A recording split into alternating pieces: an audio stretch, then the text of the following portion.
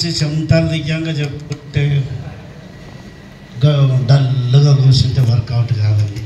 మీకు ఒక్కటే నిమిషం ఛాయిస్ ఇస్తా. క్లాప్స్ కొట్టడానికి వచ్చిన వాళ్ళు క్లాప్స్ కొట్టండి, విజిల్ వేయడానికి వచ్చిన వాళ్ళు విజిల్ వేయండి. ఒక్కటే ఛాయిస్.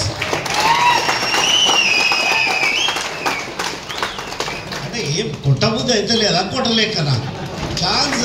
అయ్యో అయ్యో జోస్ ఉండాలండి, జోస్. మేము ఒక నిమిషం 11 గంటల జర్నీ చేసి నైట్ మొత్తం నిద్ర లేకుండా మీకోసం మేము వస్తే మాకు జోస్ ఇవ్వాలి మీరు. Okay right.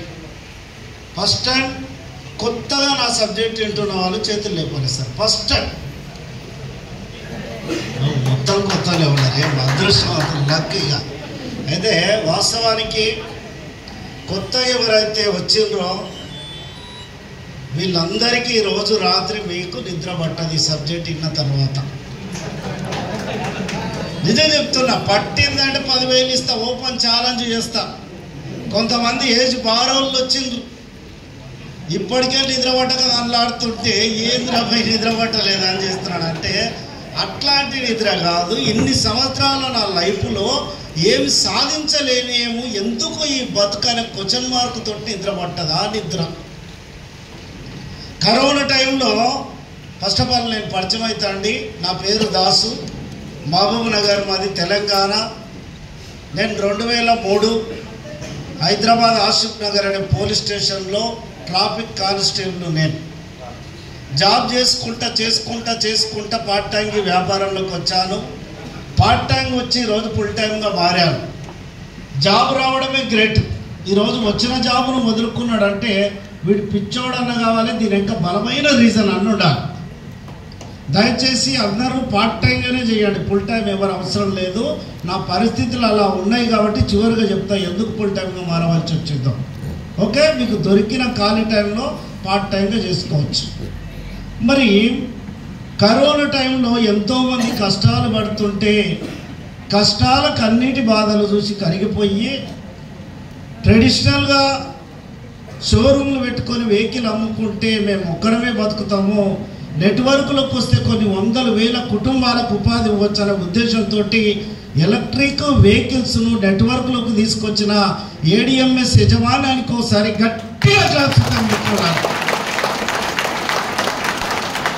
రెండవది, భగవంతుడు డైరెక్ట్ రాలేక నా బతుకులు మార్చాలని ఏదో రూపాలు వస్తుంటాడంట. ఈరోజు మీ సీనియర్ రూపంలో మీ దగ్గరకు వచ్చి ఇక్కడ తీసుకొచ్చి కూర్చోబెట్టిన మీ సీనియర్కి ఒక్కసారి గట్టిగా క్లాప్స్ చేయండి. బలవంతంగా ఎంతమంది వచ్చేస్తారు? బలవంతంగా రప్పద్రమయ్య అని వచ్చిన వాళ్ళు ఎంతమంది అన్నారా? బలవంతంగా వచ్చినా పర్వాలేదు, మీ బతుకును మార్చుకునే వేదికలు వచ్చి పడ్డారు, ఇది మాత్రం ఫ్యాక్ట్. ఇంకోటి, మూడోది, ఎక్కడో ఉన్న నన్ను ఎవడు వల్కరియని నన్ను, నా ఫ్యామిలీ వారకే నేను పరిచయం ఉన్న వ్యక్తిని, జన్మనిచ్చింది నాకు తల్లిదండ్రులు అయితే మీకు మీ స్నేహితుడు ఎట్లా ఏడిఎంఎస్ అనే అవకాశం ఇచ్చాడో, ఒకప్పుడు రామిత్రుడు కూడా ఈ ఏడిఎంఎస్ అవకాశం ఇచ్చి నా ఆర్థిక స్థితిగతులు మార్చిన దేవుడు, నా దైవం. ఎప్పటికీ నేను పూజించే దేవునితో పాటు అతన్ని కూడా పూజిస్తాను. ఆ మిత్రుడు రవీంద్రచారికి ఒక్కసారి గట్టిగా క్లాప్స్ చేస్తాను. ఆయననే నాకు ఏడిఎంఎస్ అనే అవకాశం ఇవ్వకపోయింటే ఈరోజు దాస్ అనే వ్యక్తి జీరో. అలాంటి గొప్ప వ్యక్తి మీకు ఈరోజు అవకాశం ఇవ్వబోతున్నాడు, మామూలు విషయం కాదు. ఇంకోటి, చాలామంది ఇక్కడ రకరకాల ప్రాంతాల నుంచి వచ్చారు, రకరకాల వర్కులు చేస్తూ రకరకాల వృత్తులు కొనసాగిస్తున్నటువంటి మేధావులు కూర్చున్నారు ఇక్కడ. ఎవరి ఆర్డినరీ పర్సన్స్ కారు, వివిధ రంగాలలో మంచి మంచి మేధావులు. ఒప్పుకుంటారా? కాకపోతే మేము మేధావులం కదా, మాకెందుకు సార్ అనొచ్చు. ₹1,00,00,000 మొబైల్ అయినా ఛార్జింగ్ పెట్టకపోతే లో బ్యాటరీ అవుతుంది. ఛార్జింగ్ పెట్టే ప్రయత్నం మాత్రమే చేస్తా. ఛాయిస్ ఇస్తారా? రైట్. ఇక్కడ ఎవరు ఏ పని చేసినా ఎండింగ్ రిజల్ట్ ఏంది సార్? డబ్బులే కదా. మరి డబ్బులు అంటే ఎంతమందికి ఇష్టం సార్? చెప్పాలి. ఎంత ఇష్టం అంటే, ఎంతమందికి ఇష్టం అంటే అందరికి ఇష్టం. ఎంత ఇష్టం అంటే చిన్న పిల్లలు కూడా ఏడుస్తున్నారు. అంటే పైస పడ్డదిరా బాబు అంటే ఏడుపు నాపి పైస దిక్కు చూస్తున్నారు. పైసకున్న పవర్ అలాంటి. ఇంకొంతమంది సరే సంపాదించాలని ఎంతమందికి ఉంది సార్? అందరికి ఉందా? మరి ఎందుకు సంపాదిస్తలేరు? సంపాదించే పని చేస్తలేరు కాబట్టి, సంపాదించే వేదిక లేదు కాబట్టి. ఇంకా చాలామంది ఏం చేస్తున్నారంటే డబ్బుకు తిట్టుకుంటున్నారు. డబ్బుకు రెస్పెక్ట్ ఇవ్వాలి.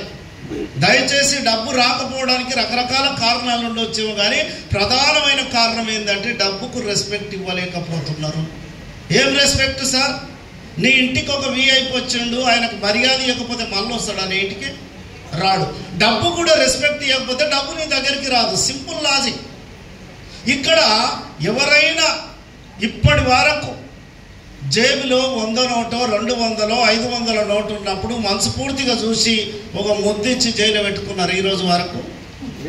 పెట్టలే. డబ్బుదేముంది మామ, పోతుంది వస్తుంది. పోయేది నీ చేతులు ఉంది, తిరిగి వచ్చేది ఉందా నీ చేతుల? లేదు. ఇంకొంతమంది తిట్టుకుంటారు. ఏమని తిట్టుకుంటారు అంటే డబ్బు మీద మన్ను వయ్యా ఉన్నో తోటుకొస్తుంది రా, నా దగ్గరికి వస్తలేదు. డబ్బుకు ఒక గుణం ఉందంటండి, కొంతవరకు నన్ను పెంచు తర్వాత నిన్ను పెంచుతా అంటదంట. కొంతవరకు పెంచలేకని నువ్వు కొట్టుమిట్టాడుతున్నావేమో. ఈరోజు కొంతవరకు ఎలా పెంచాలో నేర్పిస్తాం ఈ ప్రక్రియ. ఇంకోటి ఏంటంటే చాలామంది ఏమనుకుంటారంటే నేను ఇంత సీరియస్గా ఉంటా, ఇంత సిన్సియర్గా ఉంటా, నేను ఇవ్వచ్చు అనుకోను, దీనికి లేని అలవాట్లే లేవు, ఈయన తోడుకోతుంది ఎవరు ఆ డబ్బు అనిపిస్తుంది. డబ్బుకు మంచోడు చెడ్డోడు తేడా తెలియదంటండి. గేమ్ ఎవడు కరెక్ట్ ఆడితే వాని దగ్గరికి డబ్బు వస్తుందంట. గేమ్ ఆడే దమ్ము ఉందా లేదా చెక్ చేసుకోవాలని చెప్తున్నా. ఇంకొంతమంది అంటారు సస్తే ఎంబడి కట్టకపోతావు రా, ఎప్పుడు డబ్బులు చల్లగా తాగుతావు రా మామ. ఎంబడు కట్టకపోడు గురు, ఎంబడి ఉన్న వాళ్ళని ఏం చేసి సత్తం అనుకున్నావు అన్నది నా సబ్జెక్ట్. ఇంకొంతమంది డబ్బేమో నీకు కావాలని ఉంది, డబ్బుకేమో రావాలని ఉంది. ఎందుకు వస్తలేదు? క్లారిటీ లేదు. ఫస్ట్ ఏం క్లారిటీ? బస్ ఎక్కినావు, కండక్టర్ వచ్చి నీ దగ్గరికి టికెట్ అని చెప్పాడు. ఎక్కడ పోవాలి సార్ అంటే ఎక్కడ పోతే అక్కడ కొట్ట అంటే ఎట్టుంటుంది?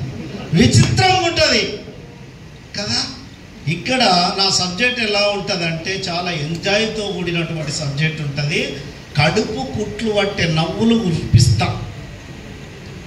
నీ పైసలు పోయినా పర్వాలేదు, మంచి భోజనం చేసినానే ఒక ఫీల్ వస్తుంది నా సబ్జెక్ట్ వింటే. ఒక ప్రియుడు ప్రియురాలతోటి గడుపుతుంటే నువ్వు మాట్లాడుతుంటే నాకు టైమే తెలియలేదన్న ఫీలింగ్ వస్తుంది. ఆ ఫీలింగ్ తెప్పిస్తాను. ఆ ప్రియుడు అంటే కళలు చూడక్కరకరా. అయితే నా సబ్జెక్ట్ వింటుంటే మస్తు ఎంజాయ్ చేయొచ్చు, నవ్వుకుంటూ ఉంటుంది. నవ్వు వస్తే నవ్వండి, ఏడుపు వస్తే ఏడవండి. నవ్వడం ఒక యోగం అంట, నవ్వించడం ఒక భోగం అంట, నవ్వలేకపోవడం రోగం అంట. ఎన్ని జోకులు చేసినా కొంతమంది నగరు. ఎందుకు సార్ నవ్వుతున్నా? ముఖం తింటే సార్, ఎవరు చెప్పండి సార్ ముఖం తింటే? Okay right. ఇక్కడ ప్రతి ఒక్కరికి డబ్బులు కావాలి. మరి ఇప్పుడున్న పరిస్థితులకు, ఇప్పుడున్న జనరేషన్కు డబ్బులు స్పీడ్గా వస్తే బాగుంటుందా, స్లోగా వస్తే బాగుంటుందా? స్పీడ్గా రావాలి. ఎంకున్న వాళ్ళు ఏమంటలేరు, ఊరికి పాలు తాగే కంటే నిలబడి నీళ్ళు తాగడం బెటర్ సార్. అధ్యక్ష నీకు అట్లా అర్థమైందా? ఇప్పటికే ఇంటర్వ్యూలు అయిపోయింది. ఎంజాయ్ చేయడానికి ఏజ్ కూడా కావాలి కదా, స్పీడ్గా కావాలి. మీరు స్పీడ్గా కావాలంటున్నారు కదా, నేను సీక్రెట్ చెప్తా. అతి స్పీడ్గా డబ్బులు వచ్చే మార్గాలు ఈ భూ ప్రపంచం మీద 4 ఉంటాయంట. మీరు క్లాప్స్ ఇస్తే చెప్తా. ఫస్ట్ మార్గం, అతి స్పీడ్గా డబ్బులు వచ్చే మార్గం ఏమన్నా ఉంది భూ ప్రపంచం మీద అంటే రాజకీయం అంట. రాజకీయంలో నీవు నేను రాణించాలంటే ఫస్ట్ ఎకనామికల్గా గట్టిగా ఉండాలి. అందరికీ సాధ్యం కాదు ఇది. రెండోది, అతి స్పీడ్గా డబ్బులు వచ్చే మార్గం ఏమన్నా ఉందా ఈ భూ ప్రపంచం మీద అంటే సినిమా రంగం. నీ దగ్గర నా దగ్గర ఎంత టాలెంట్ ఉన్నా కులవృత్తిలాగా వాళ్ళది అయిపోయింది, అంత దూరంలో మళ్ళీ రానియర్. మూడోది, అతి స్పీడ్గా డబ్బులు వచ్చే మార్గం ఏమన్నా ఉందా అంటే పెట్టుబడులు పెట్టి సంపాదించే మార్గం. ఆ పెట్టుబడి పెట్టే సోమతగిన ఉన్నట్టే మీరు ఇక్కడ కూర్చోకుర్రి, మీ ముందర నిల్చోకుంటే ఒకరిద్దరికి ఉంటుందేమో, అందరిని అలా రన్. నాలుగోది, ఎంత బీదవాడికైనా 3 పూటలకు భోజనానికి లేని వ్యక్తులను కూడా 2 సంవత్సరాల నుంచి 3 సంవత్సరాలలో కరోడుపతులను చేసే వేదిక ఉందంటే అది డైరెక్ట్ సెల్లింగ్ మార్కెటింగ్ మాత్రమే. నేను చెప్పబోయేది మీరు వినబోయేది ఎంతవరకు నిజం అన్నది క్లారిటీ వస్తుంది. ఇప్పుడు మనీ రావాలంటే ఏం చేయాలంటే మారడానికి ఇష్టపడాలి. మార్పును ఎవరైతే అంగీకరిస్తారో వాళ్ళకు మనీ అనేది వస్తుంది. ఇది ఏ కాలం అంటే చలికాలమా, వేసవికాలమా, వర్షాకాలమా? వేసవికాలం దగ్గర పడుతుంది. చలికాలంలో ఏ గిరాకీ ఎక్కువైతే చాయ్ కాఫీ ఎక్కువ గిరాకీ అవుతుంది. లస్సీ సరిపోతే అవుతుందా? కాదు. ఒకవేళ ఎంత చెప్పి నిలకపోతే ఏమనాలి? నేను వెరైటీగా అనుకుంటాను. అంటే నేను ఏమంటున్నానంటే సీజన్ బిజినెస్ ఎట్లా ఆలోచిస్తున్నావో ట్రెండ్ బిజినెస్ అలా ఆలోచించు. ఎవరైతే చదువుకున్నాం, కామన్ సెన్స్ ఉన్నాం, దూరదృష్టితోటి ఆలోచన చేస్తాం. సీజన్ బిజినెస్ అనేది 4 నెలలు 5 నెలల్లో క్లోజ్ అవుతుంది. ఈ ట్రెండ్ వ్యాపారం 30-40 సంవత్సరాలు ఉంటుందండి. ఆ 20-30 సంవత్సరాలలో నువ్వు దాన్ని పట్టుకుంటే క్యాచ్ చేసి కనెక్ట్ అయితే వాళ్ళు కరోడుపతులు అవుతాం. ఏం ట్రెండ్ సార్ అంటే చూడండి, 20 సంవత్సరాల బ్యాక్ వెళ్తే, 20 సంవత్సరాల వెనక్కి వెళ్తే ఎల్ఐసి ఏజెంట్ చేసిన వాళ్ళు కోటీశ్వర్లు అయ్యారు. ఒప్పుకుంటారా? నిజమేనా? ఎందుకు కోటీశ్వర్లు అయ్యారంటే ఎవరికి తెలియని టైంలో ఎల్ఐసి అనేది మార్కెట్లోకి వచ్చింది. 1-2 ఏజెంట్లు ఉంటే ఎక్కువ. నా ఇంటి పక్క ఆయన ఎల్ఐసి చేసి కోటీశ్వరుడు అయ్యాడని ఆయన లాగా నేను అయిదామని ట్రై చేస్తే అయితేనా? ఇప్పుడు కాలేదు. ఎందుకంటే ప్రతిదీ ఆన్లైన్ అయిపోయింది, ఇంటింటికో ఏజెంట్ అయిపోయింది. ఈ ట్రెండ్ అయిపోయింది. తర్వాత ట్రెండ్ వచ్చింది రియల్ ఎస్టేట్ అనే ట్రెండ్ వచ్చింది. రియల్ ఎస్టేట్ చేసిన వాళ్ళు లక్షలు కోట్లు సంపాదించుకొని లైఫ్ సెట్ చేసుకున్న వాళ్ళు ఉన్నారు. మరి ఇప్పుడు రియల్ ఎస్టేట్ చేసిన వాళ్ళు ఆ రేంజ్లో అంత దూరం ఎందుకు వెళ్ళలేకపోతున్నారు సార్ అంటే ఇది ఓపెన్ మార్కెట్ కాబట్టి ఓపెన్ అయిపోయింది. ఒక్క ప్లాట్ అమ్మితే 20,000, 30,000, 50,000, ₹1,00,000 వస్తాయని అందరికీ తెలిసిపోయింది.